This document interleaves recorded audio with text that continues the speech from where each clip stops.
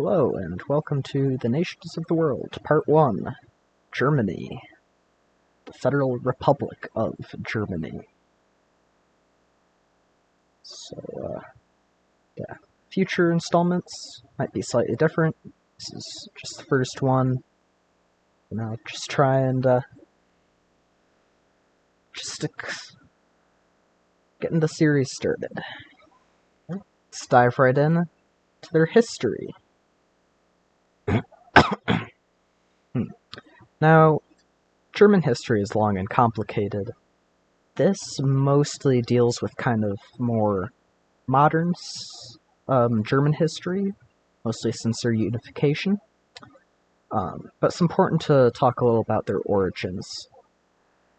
So, there have been people in what is now Germany since the days of the Roman Empire. You know, there have been bands of Germanic language-speaking peoples.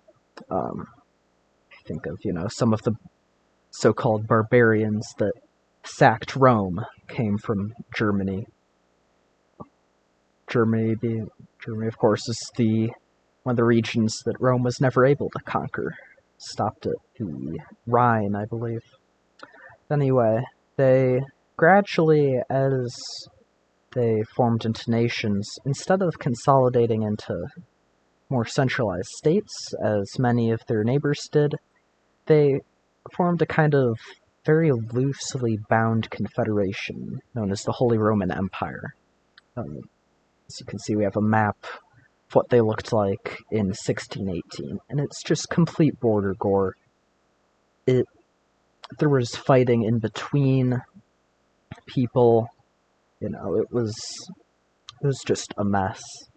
Could go into all of it, but it's a story for another time. But just know, it's not really one country. It's just kind of it's a loose alliance.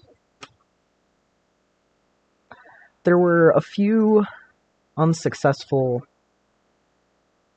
attempts to unify Germany, including the German Confederation, that failed. But over time, as you can see, the left, Germany actually became a lot more consolidated. You still have quite a few very minor nations, but over time it gradually kind of merged and collects together. Prussia emerges, of course, as one of the most major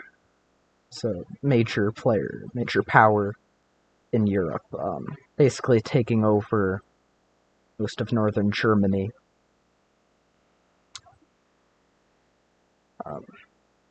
They're high level, quite a militarized army and whatnot. But especially after the partition of Poland, I believe. If you see in the previous slide here, Polish-Lithuanian Commonwealth kind of took up a lot of this territory that became Germany. Anyway, in 1871, you had the Chancellor of Prussia, Otto von Bismarck, who kind of used the external threat of France to convince the smaller nations to unify together into one empire, of course, the German Empire. This happened around because of the Franco-Prussian War, which France, I believe, if I'm getting this correct originally, took part in to prevent the very thing that they caused. A bit of irony in that, but they formed a constitutional monarchy with a bicameral legislature. There was universal male suffrage. There were some other things. It was really quite democratic in principle for the time, but in reality, much of the power was still in the hands of a select few, kind of the upper class people. But regardless of their political system, they became a powerful force quite rapidly, getting colonies all around the world, Africa, Asia, the Pacific.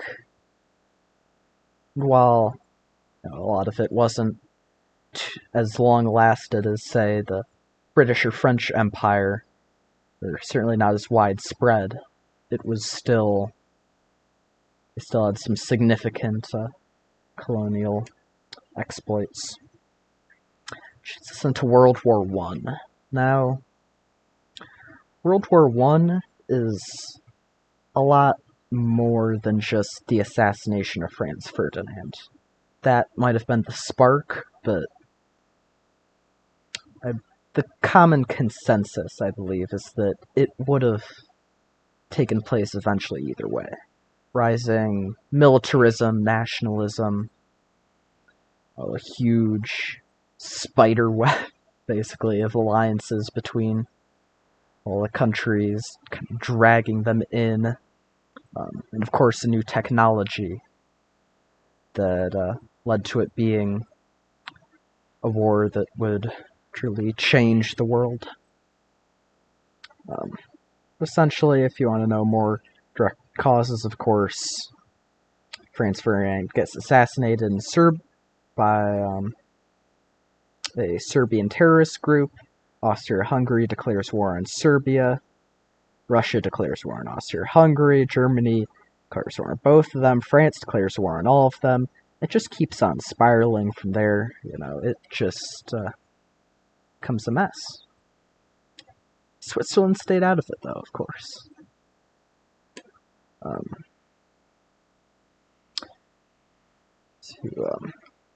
I could go into all the military details of what happened in the First World War. That's not important, really, so much. That's a story for another time. The important thing is that two things. One, it was probably the most brutal war ever up to that point, especially with use of new technology, gas, poison gas, trench warfare, machine guns, just destruction you see nowhere else. If you look at, there's a lot of, it really sparked a whole movement in literature and poetry, especially among a lot of soldiers who wrote about their experience and were filled with basically dismay and hopelessness about the state of the world after the horrors that they had seen. The victors, say after such destruction, were determined to punish Germany. Austria-Hungary, they just completely dismantled, basically because of promises they had made to different minorities that, if they rose up against Austria-Hungary, they would be allowed to have their independence. Germany, nothing like that happened. Instead, it was more of a, they were forced, of course, to demilitarize. They had to basically get rid of their entire military command structure, cede huge swaths of its territory, as you can see all throughout here. A lot of, for instance, the Alsace-Lorraine was returned to France. It's changed hands quite a few times. Huge part was given to Poland, the Polish corridor here, which split Germany in two, obviously. A few more minor things, like the territory of Belgium, Denmark, Lithuania. A big one, too, that can get overlooked sometimes is that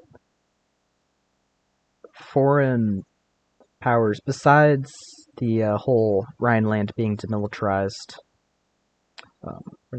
one thing, the Saarland, and really much of Germany's industrial production in this area was basically just taken over mostly by France, as a way to repay their massive war debts that they were given.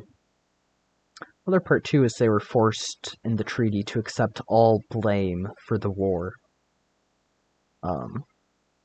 which is not fair at all, but really, once again, like so many things, story for another time, but France really could have ended the war very early if they just agreed to some very light terms that the Germans sent them. But that didn't happen.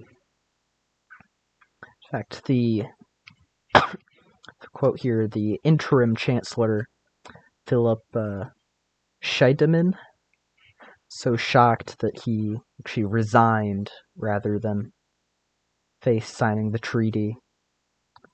Quote from his, "What hand would not wither that binds itself and us in these fetters?" Of course, new guy came along, signed it for him, so didn't do much. But really, it expresses they were not expecting something so dramatic. The war led to large disillusionment with the monarchy. Kaiser Wilhelm actually fled to Belgium and would remain there for the rest of his life. Instead, they founded a purely democratic system. The directly elected president instead of a monarch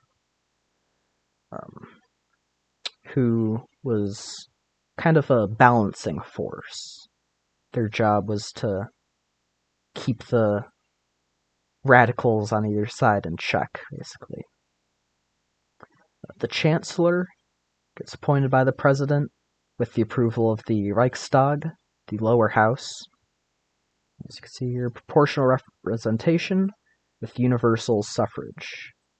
So, basically with proportional representation, if, say, the Communist Party gets 30% of the votes, they get 30% of the seats. It's just that simple. Look, I believe CGP Grey, I'm sure he has a video on it. The upper house was chosen by the governments of the states, similar to the US Senate, before, I don't remember what amendment it was, but for the longest time. Came into effect pretty soon after the war. The new government, however, was not able to bring the stability that Germany needed, especially faced with their large war debts and being deprived of much of their resources in terms of much of their industrial production being taken to pay those debts. There was much more radicalization on both sides. There was quite strong movements to the left, to the right. People thought that these more extreme ideologies were the only thing that could bring them out of their crisis. Of course, they blamed the Treaty of Versailles for a lot of their economic struggles, including, of course, everyone seeing the massive inflation. It would go up during the day because they were printing so much money to try and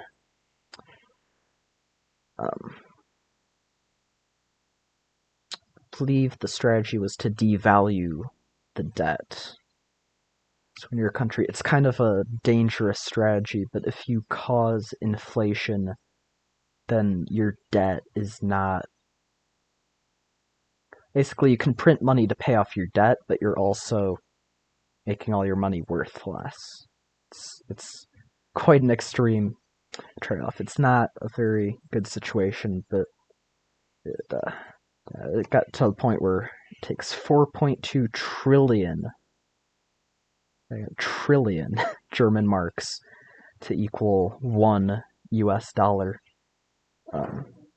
for the time. by 1923.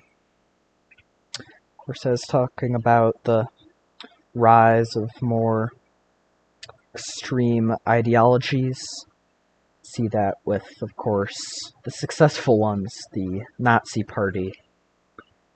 Italy, facing their own problems, had turned to the fairly new ideology of fascism, led by Benito Mussolini, of course.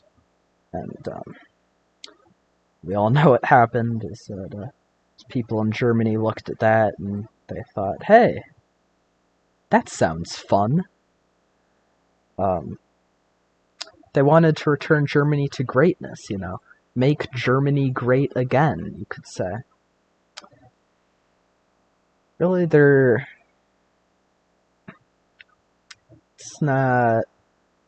it's all hypothetical, but some would make the argument that they wouldn't have succeeded without the speaking skills and charisma of Hitler.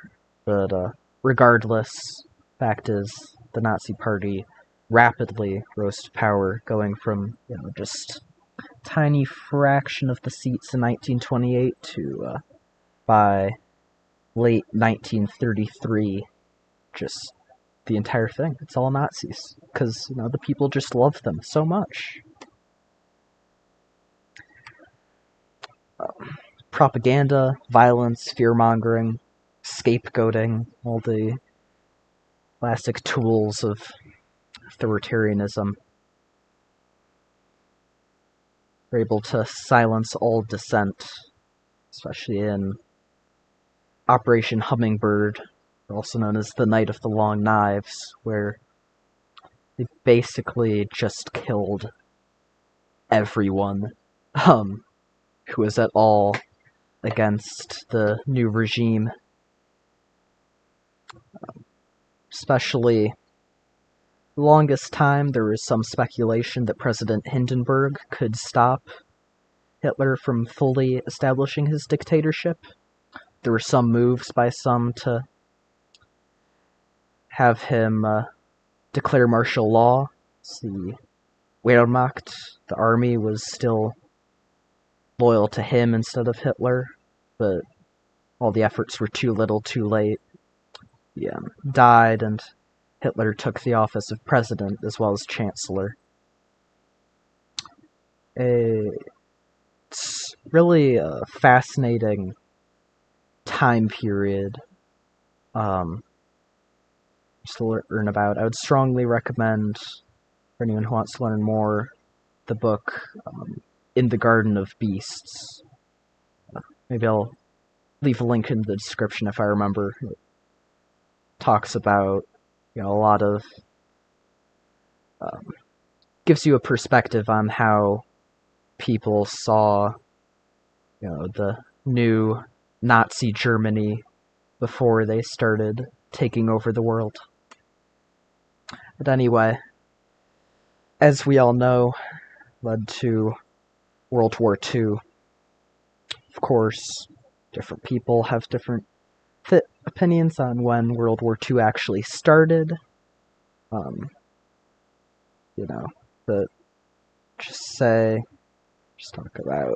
just assume that it's when Germany invaded Poland, because that's when it really became a larger scale, multiple continent, multiple great power war. It had gathered more and more territory even before war itself started because of the policy of appeasement. It's important to understand that appeasement wasn't as naive as it's sometimes put out to be. The Allies weren't necessarily expecting that Germany and Italy would be satisfied with what they were given, but it was more of a delaying factor. For one, they did not have the military capacity, and two, the people of their own countries just coming out from World War I, they're obviously plenty of people alive who still remembered it very vividly, would never have agreed to get into another war so soon after. But eventually, they were finally ready, put their foot down, with the invasion of Poland, declared war. How sorry, excuse me. Germany at first kind of steamrolled through Europe. They were seen as unstoppable, but really a lot of their victory was due more to speed than anything else. Really, their loss was fairly inevitable for what they were trying to do, which is, literally conquer the entire world. They wouldn't have had the resources to maintain their victory. It was just a question of when, really, and how much destruction they would wreak before they were defeated. Of course, they found victory in territory as an opportunity to carry out their agenda against all they saw as lesser races, Jews, gypsies, and disabled, gay people, just anyone who didn't conform to their idea of, what a true German was supposed to be. Horrible atrocities, massacres, and just the Holocaust. If you really want to know about that, then there's plenty of things that you can read. Elie Wiesel's book, Night, I remember being very good. Mouse, by, I think it was Spiegelman. But, yeah. The aftermath was, even more harsh than the Treaty of Versailles was. Basically, abolishing the existence of Germany as a independent country. Instead, it was sort of consolidated into these occupation zones. Now, Soviets got, I believe it was called Kaliningrad, this little bit right here, which Russia still has to this day, even though it's not connected to their territory. Poland got quite a bit of land, although it also lost quite a bit to Russia, the Soviets at the time. And of course, you have the classic Soviets in the east, the Allied nations with their own zones in the west, which eventually would form into East Germany and West Germany, with Berlin doing the same on the smaller scale. The Saarland was quite overlooked, not without cause. It's not that important, but it's just kind of made into an international zone. Basically, it was sort of France, but not really. France tried to hold on to it as long as they could, but there was a referendum much later, after Germany united, I believe, where they voted to join back to their original nation. Germany, especially Berlin, to get kind of the next slide, became kind of symbol of the Cold War on a miniature scale,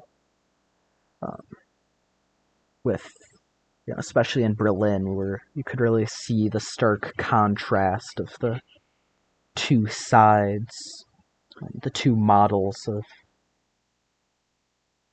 society, basically. The summary, just skip over most of that for now.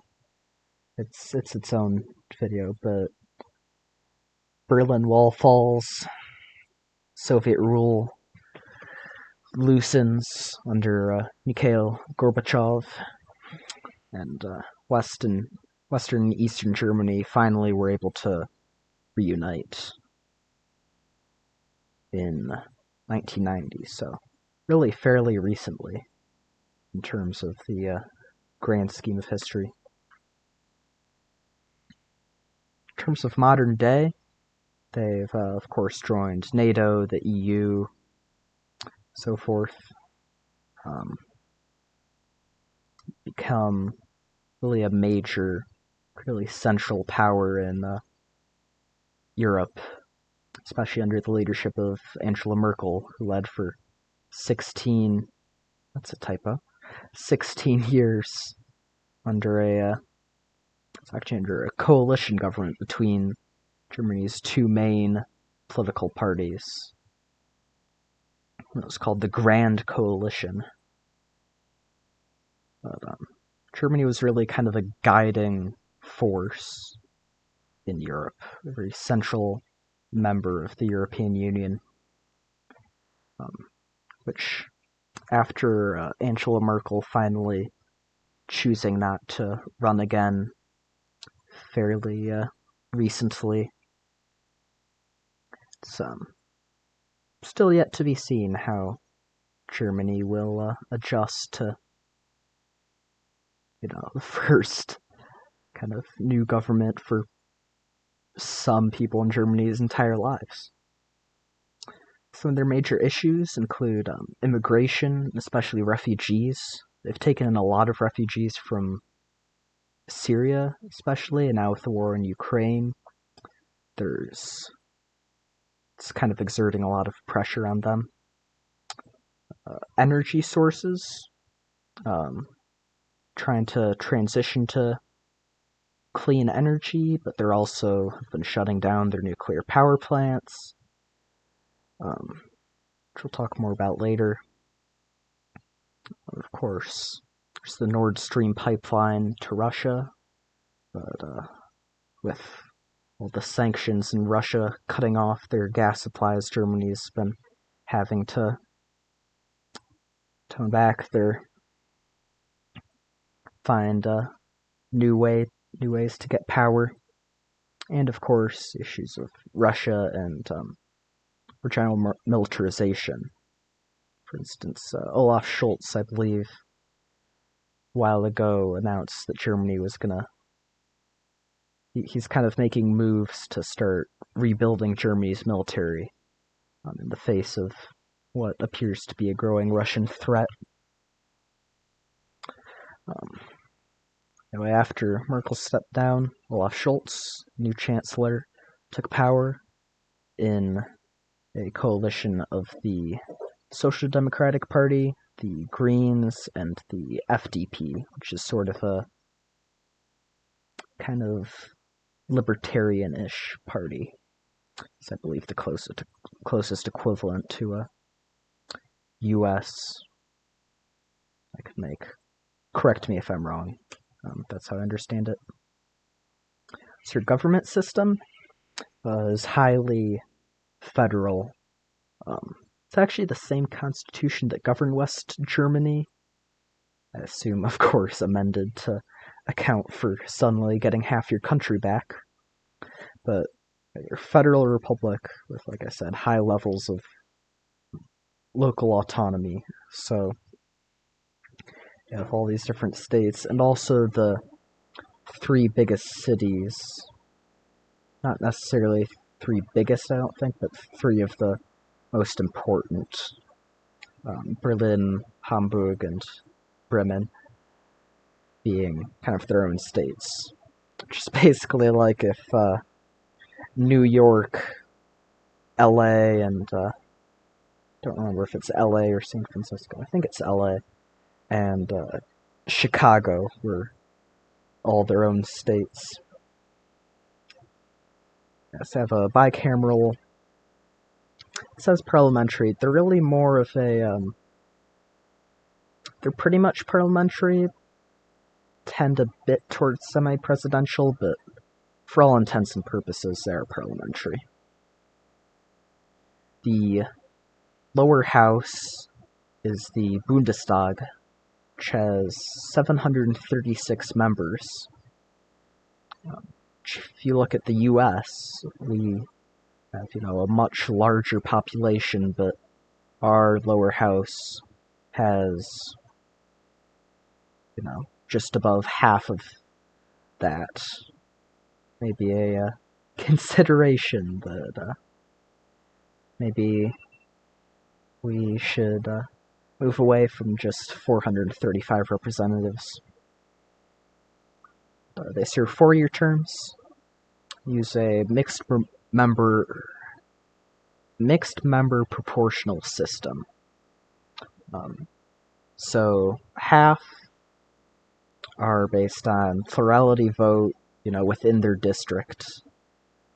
So, it's just like how the House of Representatives works in the U.S. You live in such and such district, you go to your local polling place, vote for the candidate, you're done.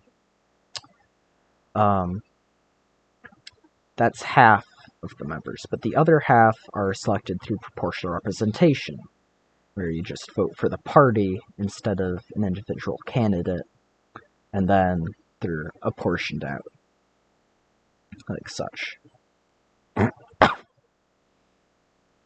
The Bundesrat is the upper house, with 69 members. Nice. 4-year terms, and they are still chosen by state legislatures. Perhaps you could argue it's undemocratic, or perhaps it's just a stronger check on the power of the national government versus state governments. Make your own decisions. Come to your own conclusions. And there's the Chancellor. You can basically think of them as the Prime Minister. They're chosen from Parliament, so 4-year term. They're kind of they're the ones that come up with the policy, or, they're the leader of the coalition. They're the ones that say, I want, to raise taxes on taco trucks, or whatever, and then Parliament is, maybe they're able to convince Parliament to go along with it, maybe not, Parliamentary systems, more often than not, go along with the Prime Minister, since it's their own party. You don't really have divided governments, but still. Also, I think that's it. But the current Chancellor is Olaf Scholz, as you can see in this very blurry picture down there. The President is chosen by a special assembly. Now, it's not to be confused with the Electoral College. It's not the Electoral College. But it's also not a vote by the people. It's basically sort of a smaller version of the Parliament in a way. Half of the assembly is from members from the Bundestag, the lower house. The other half are chosen by state legislatures. The president serves 5-year term, 2 terms max. And you can see they have a few different powers here, but really, I could be wrong. Please correct me if I am. But from what I gathered in my research, they serve kind of more of a head of state position in terms of, maybe it's their signature that goes on things, but they're not really the one making sweeping policy decisions. But either way, currently, it's this guy, Frank Walter Steinmeier, who has a very German last name. It's beautiful. Of the Federal Constitutional Court. Think German Supreme Court. They wear some lovely red uniforms here. And they have the power of judicial review, of course, just like in the US. Make sure the laws are constitutional. Half are elected by each member of parliament, having 16 members serving 12-year terms with a mandatory retirement age of 68. So, you can't have a bunch of 90-year-olds running the show until they die of whatever. There has been some... I haven't looked into it since I made this, which was, like maybe 6 months ago. But there has been some conflict between them and the EU High Court over judicial authority, similar to Britain before Brexit. International memberships, of course, the EU, NATO, the UN, the Group of Seven.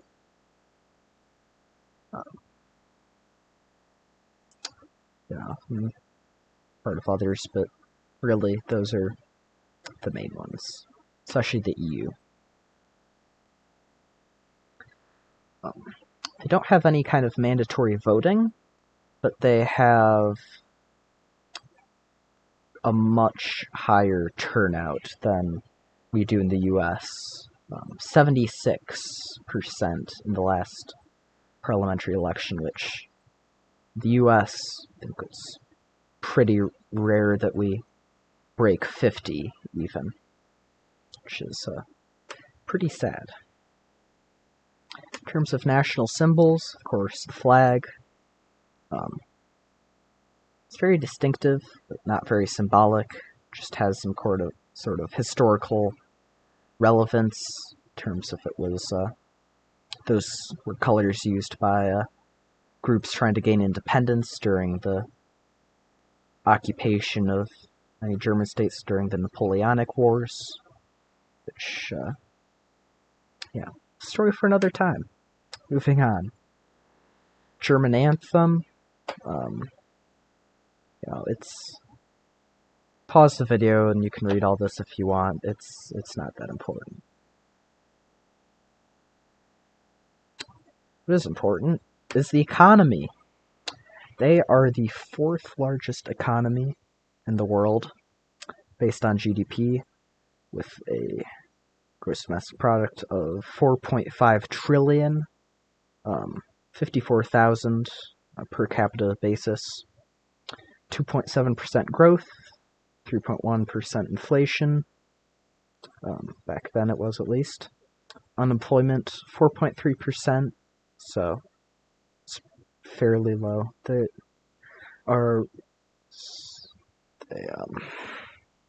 have a very strong overall economy. Suffered obviously from COVID and the Russian invasion of Ukraine, all the sanctions and gas access getting shut off by Russia, but for now, it's strong. They have quite a strong emphasis on manufacturing.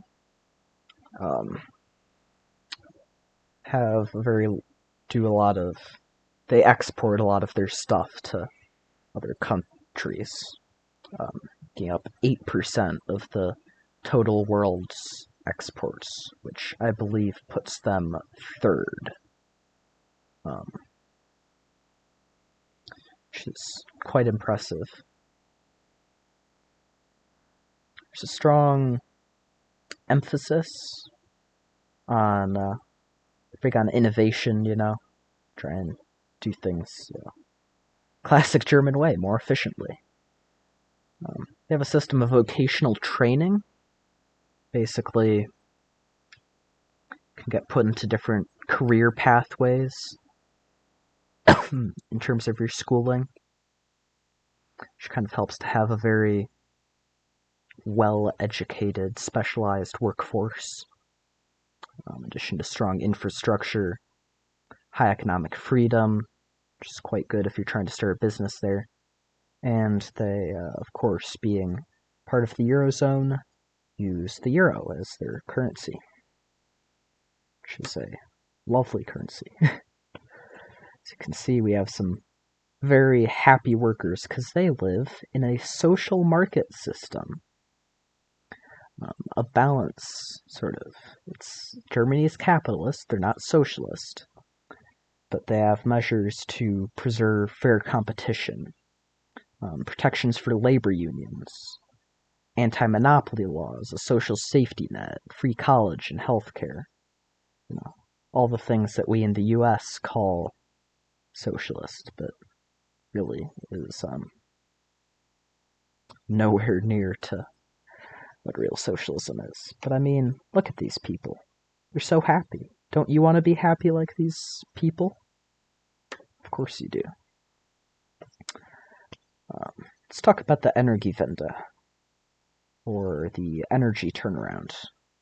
Basically, Germany plans to transition to 100% green energy, not nuclear energy, trying to read ahead, by 2060. They're kind of shooting themselves in the foot by also simultaneously phasing out their nuclear energy.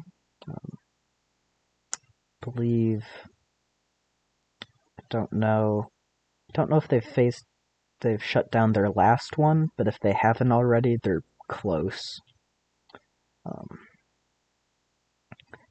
The German Green Party is, ironically, the strongest critics of their nuclear energy plants, which I would like to clarify is totally unfounded in any scientific fact.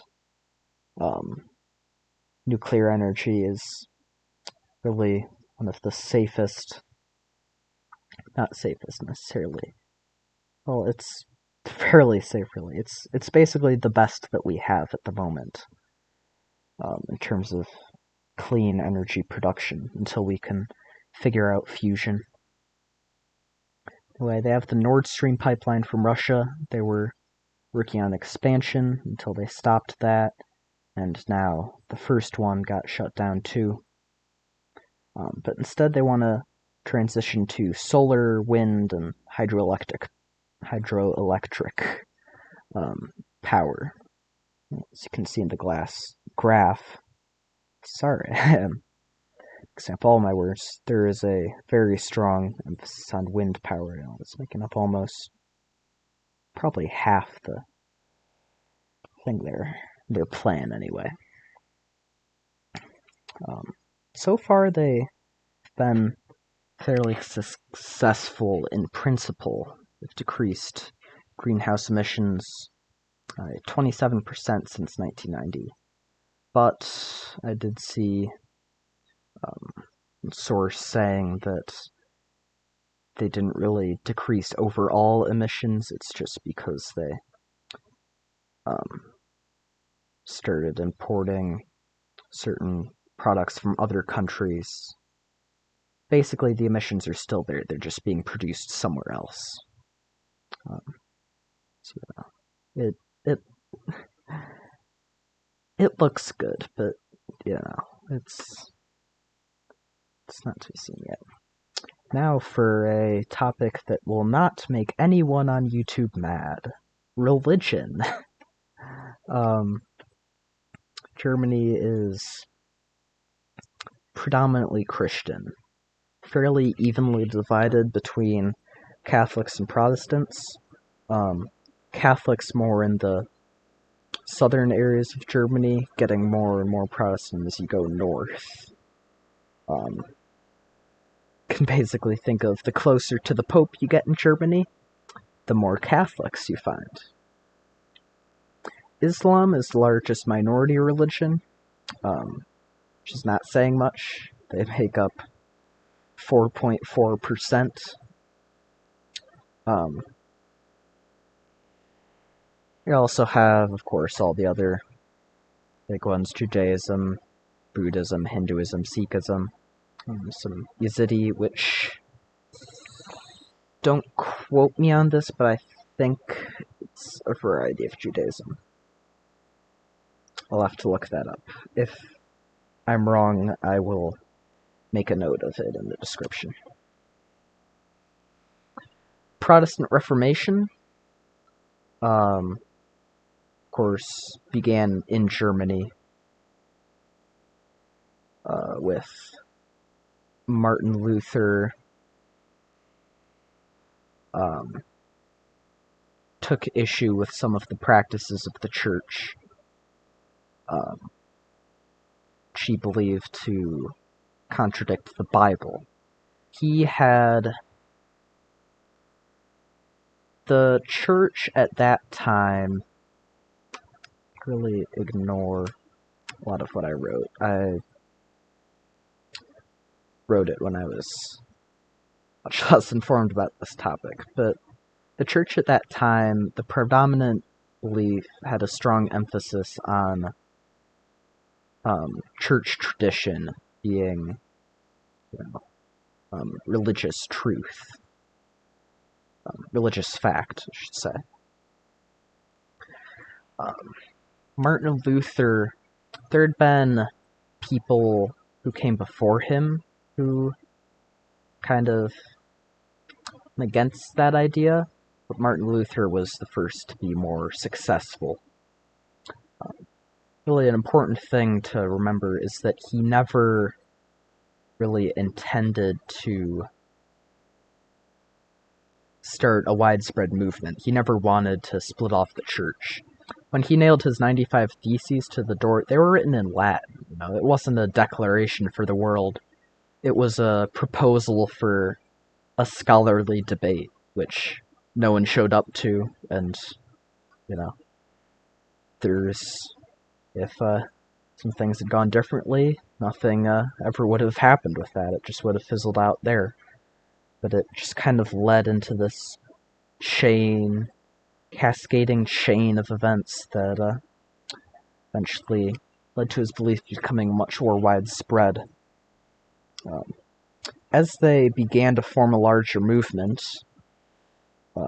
against his will, the Pope and many other church officials condemned the document and demanded that he renounce his beliefs. Clear this came years after he originally posted them. It's a complicated topic. I'm oversimplifying here. But the favor, he was sort of protected in Germany from just immediately getting executed. A lot of local rulers kind of liked him. Remember, at this time, there isn't really a centralized government in Germany. Just sort of loose alliances. But eventually, he's summoned to the Diet of Worms, where he's basically, he's not the main star, but one of the things that happens there is he's supposed to either renounce his beliefs,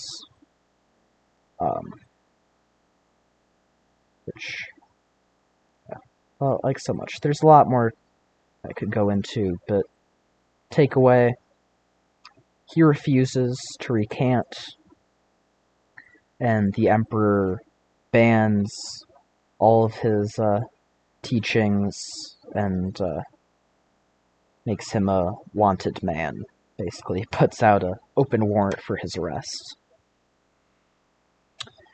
Some of his friends basically kidnapped him and took him to a castle where he would basically lived in hiding, pretending to be a knight. Started writing, doing more writing, because what else are you going to do when you're locked in a castle? Including one of perhaps the most influential things of his life, which is translating the New Testament of the Christian Bible from Latin to German, making it much more widely available for, still assuming that you're literate, but you didn't have to be able to speak Latin as well as German to understand the Bible. This also, like many things, it was a matter of timing. With the invention of the printing press, not all that long before,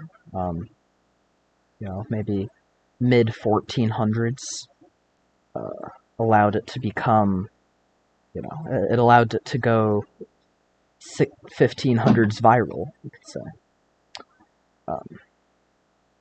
It eventually led to a complete split in the church. Also, a couple more things to note. To be aware of anyway, he also had some very problematic, we'll just say, views on Jews especially. He was basically a raving anti-Semitic. Even for his time, he was pretty extreme in his beliefs there, and he had some other unsavory views, just say. But for now, let's move on to a more cheerful topic. The final section, food and culture. Basically, they have breakfast. They have a lot of things. They got their meats, their cheese. Potato pancakes are big. Coffee or tea, of course, just like here. Usually bread. One thing that I learned when I was in Europe is that bread is a massive part of just every meal. You're not going to have a meal without bread. Most times. I say that and immediately go to a slide and talk about lunch without bread, but anyway. Lunch is typically 12 to 2, and it's considered in Germany a lot of the time the main meal of the day, although in more recent times there's been the movement away from that towards making dinner the main meal of the day, so you can actually eat it at home with your family.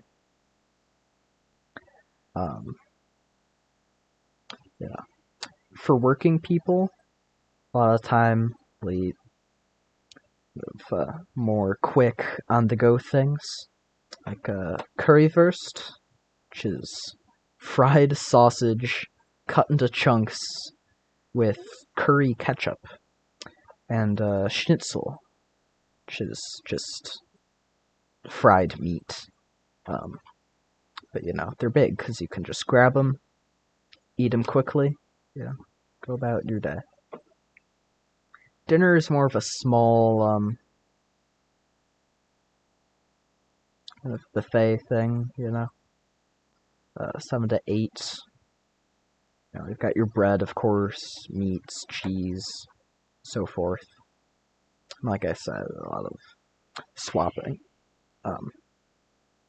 Though, I'll say, if anyone watching this is from Germany, and you have some food things to share, things I've gotten wrong, things to add, please do.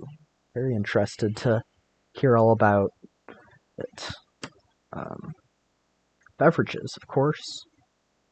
Sparkling water. Sparkling water is big in Europe.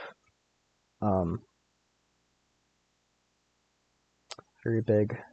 Coffee, tea, and of course, it's Germany. Alcohol, beer. It's the favorite drink for adults, which, in terms of drinking, is everyone over 16. Actually have it's famous for the German purity law, which dates all the way back to before German unification, which is that only water, hops, barley, and somewhat later yeast can be used in beer. Otherwise, it's not considered a beer. Which leads to their beer being fairly renowned worldwide. But, yes. Every German beer. And of course, I'm gonna pause and see. Got citations. Erik Larson. That's who wrote In the Garden of Beasts. There it is. If you want to read it, highly recommended. But that's all for Germany. Hope you enjoyed, and I will see you in the next video.